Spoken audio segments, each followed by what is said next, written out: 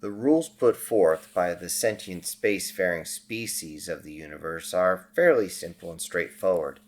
One of which is any new species, as in one that has not reached up into the stars yet, falls under the jurisdiction of the territory of whoever controls it. However, there is an issue there. The territorial lines, well, they change. Every species understands this, as every species has gone through a period of colonialization where the indigenous population may benefit or suffer greatly at the whims of the new holder of the territory, and Sol is no different. When the reptilians were given the Sol sector, a purely political maneuver by the other species, they looked upon the fledgling species and sector with complete and total disdain. They know the incredible gains these humans are capable of. They've seen it once before. These creatures have created vast cities with unlimited free energy for all, use their abilities to reach beyond and look at other worlds, especially when dealing with the fourth planet in their own system. This would actually be the first interplanetary war between Earth and Mars. Massive structures were built on Earth to harness the planet's natural energy field so they could strike. Mars went in another direction, as they built a massive globe-shaped weapon in order to strike out at Earth. And with each side prepared, neither side hesitated to fire on each other. The result of all the Earth's massive pyramids using the directive energy on Mars destabilized the Martian planet. This strike caused massive seismic activity deep inside the Martian world. So many cracks that even the water from the surface drained down as gravity pulled it in. No structures remained for long as the ground shook violently, tearing everything down to ground levels, and any survivors retreated underground as there was nothing left on the surface that they could use, especially as the atmosphere basically popped like a zit and spread everywhere. They have yet to resurface to try and claim the planet. On Earth, the attack of the Martian space station caused multiple effects to happen at once, as the space station itself reacted with the energy weapons on Earth. The largest creatures on the planet were petrified as soon as they touched down, while others had their entire nervous systems basically explode, like having 1,000 volts going through a wire designed for only 110. The reaction of the planet itself to this sudden burst of frequency and energy was a massive seismic burst of activity.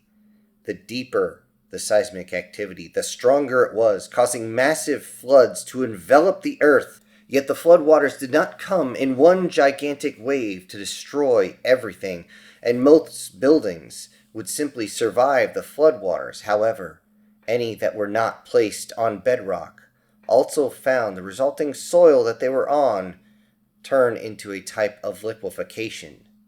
The weight of the buildings sinking them deep into the planet. At the same time, certain areas of the world would hit with such frequency and such energy that the buildings completely melted, and then when the water reached them, they were cooled, simply crusting over the top. When the Martian spaceship actually aimed and fired, it had aimed specifically at the capital of the entire world, the largest city, the one where all the technology was truly coming from. And because this was right in the blast wave, the entire city, the entire civilization was completely flattened due to gravimetric overpressure. This erased nearly 2/3 of the continent in just a moment, leaving almost nothing behind. The result of using this giant globe of a ship, this Titan that was hastily constructed, was that most of the systems simply fried. It had never been test fired at all, and in their haste, they did not realize exactly how much force was going to be going through this ship, not only from it firing, but also from catching some of the frequency, some of the energy that was coming from Earth. The result was that many of the systems inside the ship simply melted into the ship itself.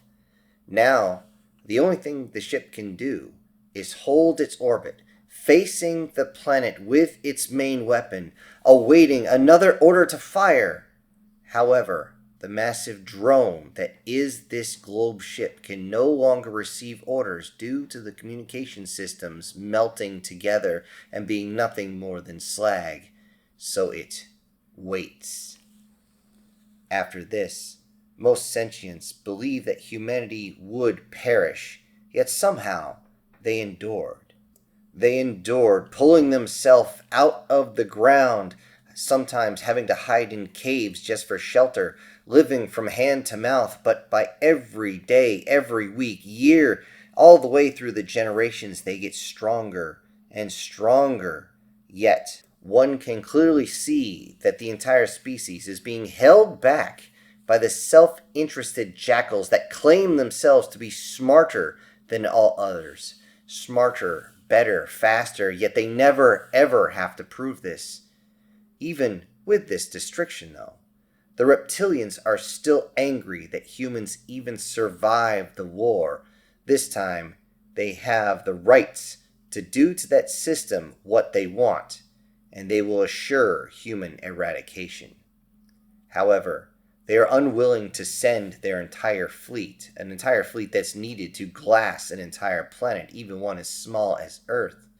They don't want to send due to the fact that human media shows that humans would cause the local star to supernova, or they would detonate their entire planet, just to make sure that the reptilians would lose, even if they win, and this would take the reptilian fleet with them.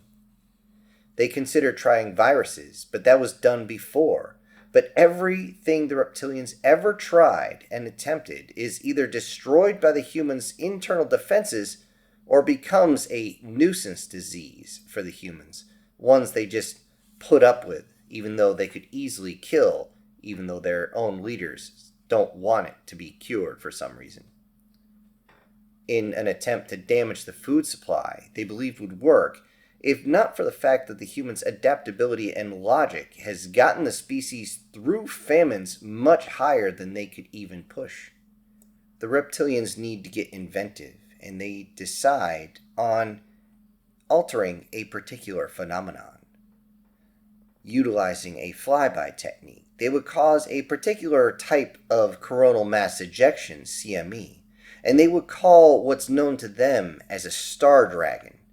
It is a large coronal mass ejection, one that is extremely powerful, yet if one was to watch, because the way they end up bursting out of the star, it looks like a dragon, hence the name.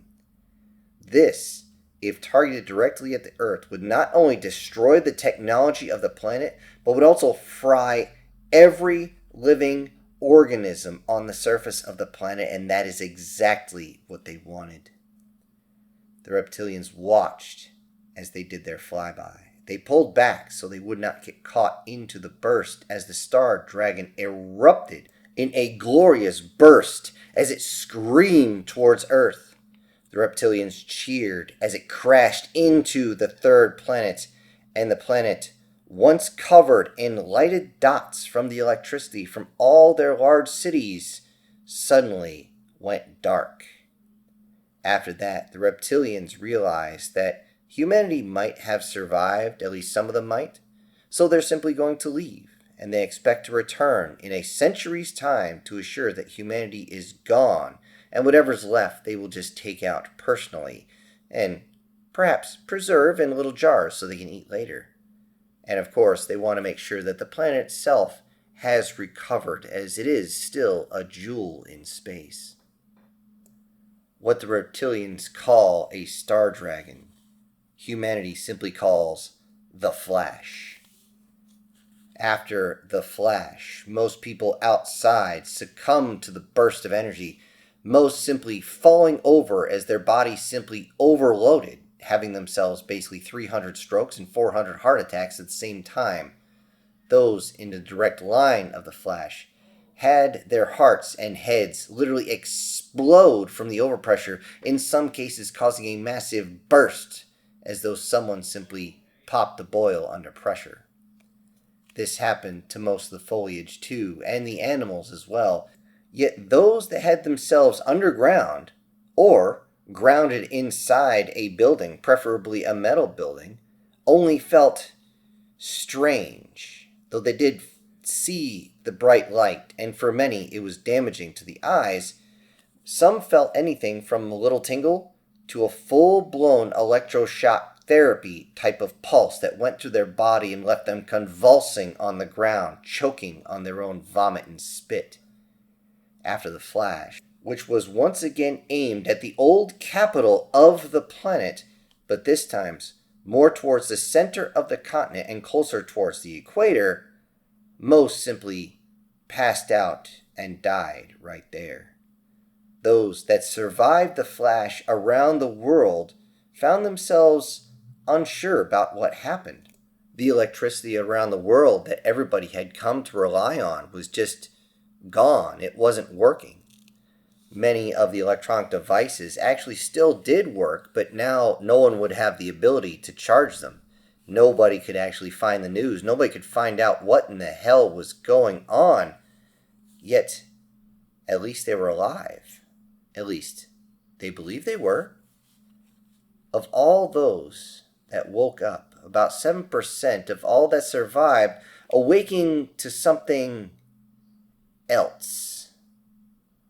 The natural defenses of the planet, utilizing the radiation belt and the Earth's own magnetic field, along with the electrostatic that came off of so many of these electronic devices, was able to dampen the flash, to alter it, to allow something inside those that it reached to release something inside them that was long buried, long dormant.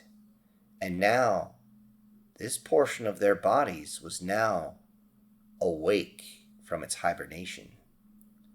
Most, feeling this and starting to understand it, began to freak out. Many lost their grip on reality. All were catatonic for several hours or possibly a day or two as they tried to figure out what the hell was going on. It's as though somebody had been around with only their sense of taste to guide them, and now they have their smell, they have their sight, they have their hearing, they have touch, they have perception.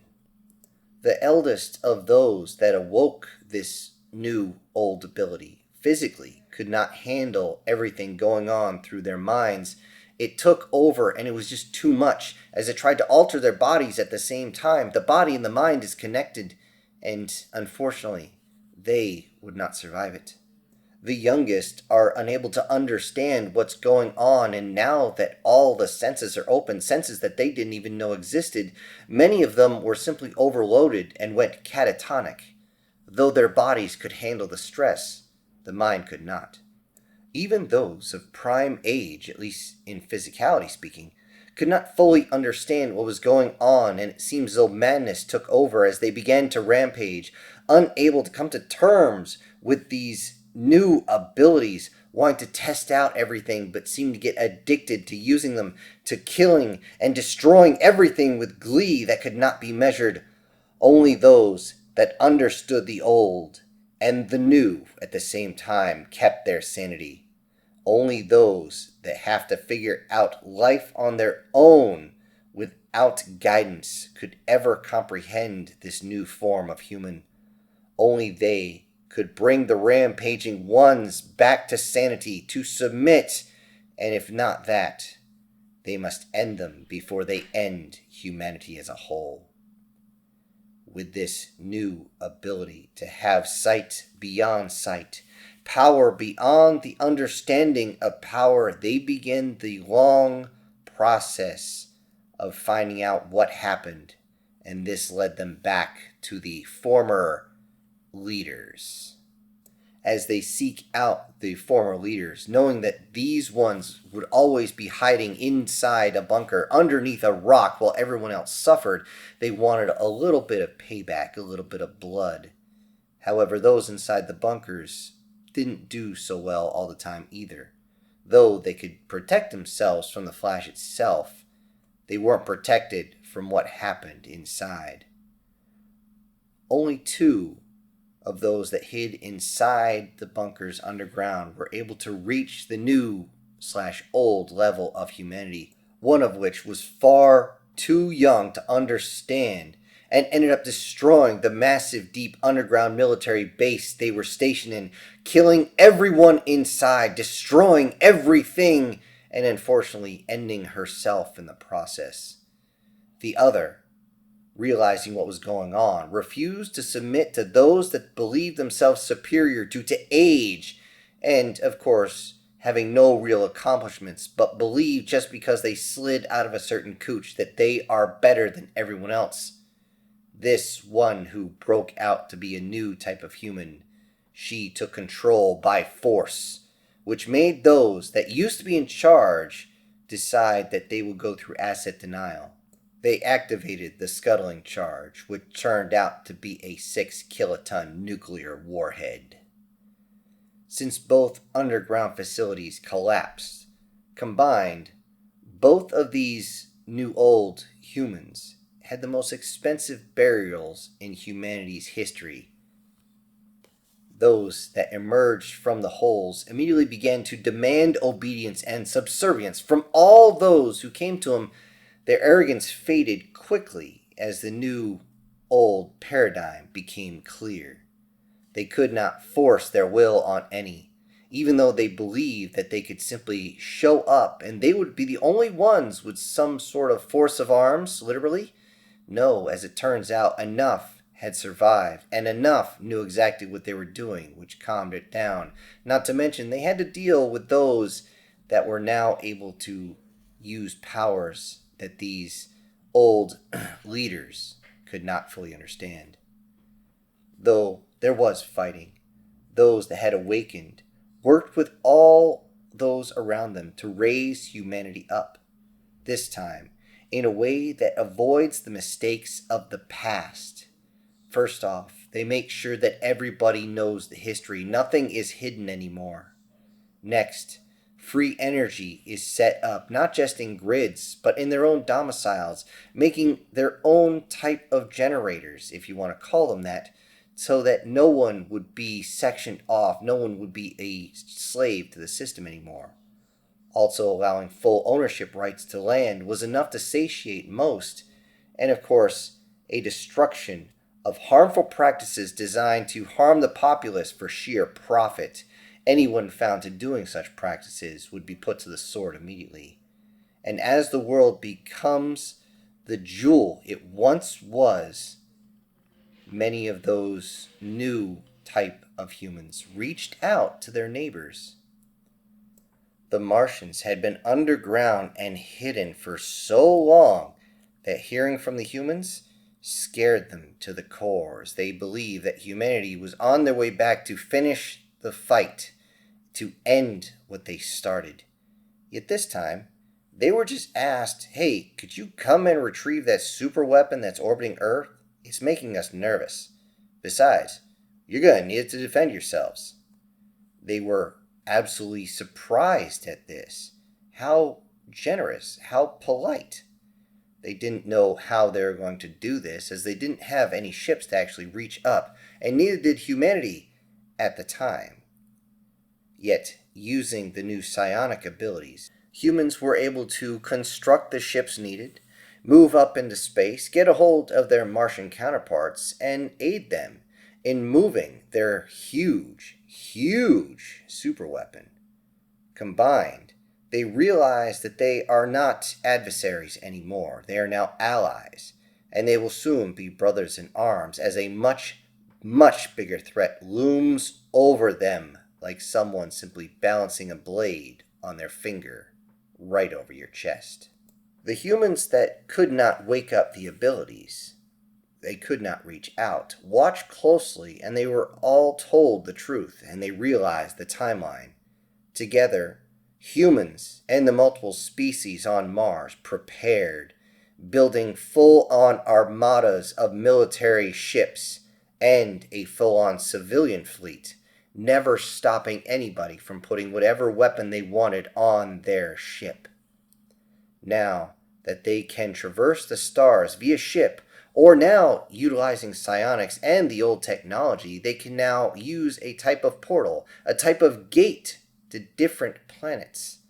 Now, the populations from both planets are not only reaching out, spreading across different worlds, but they're building up.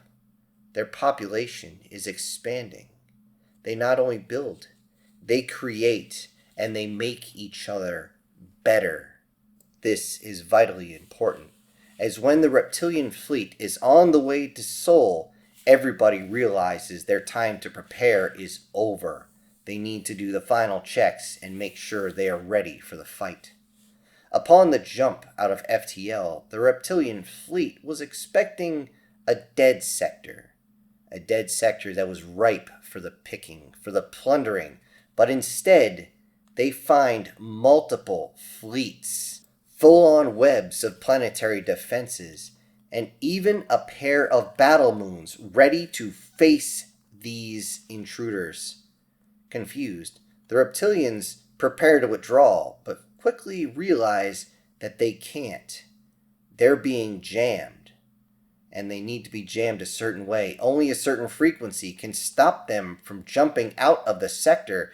That is when they hear a voice reaching out, one voice speaking for all of them. "Why are you in such a hurry to go? You just got here."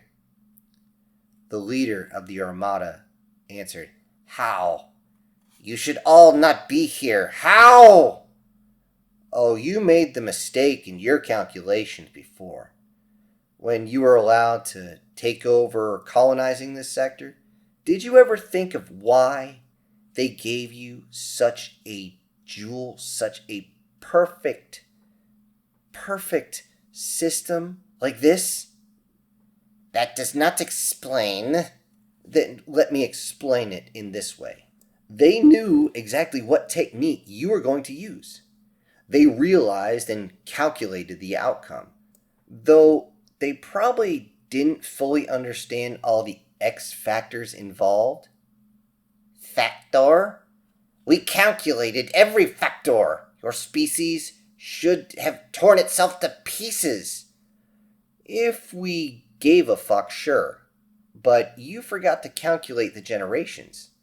You see, it's about mentality and understanding. To grow up in one era, live an adult in the second era, and watch another era be birthed, even at that point, you can begin to understand things at a level that most people just can't." "What of this mentality? It does not make sense." "Well, you simply need the mentality of Allura, or whatever.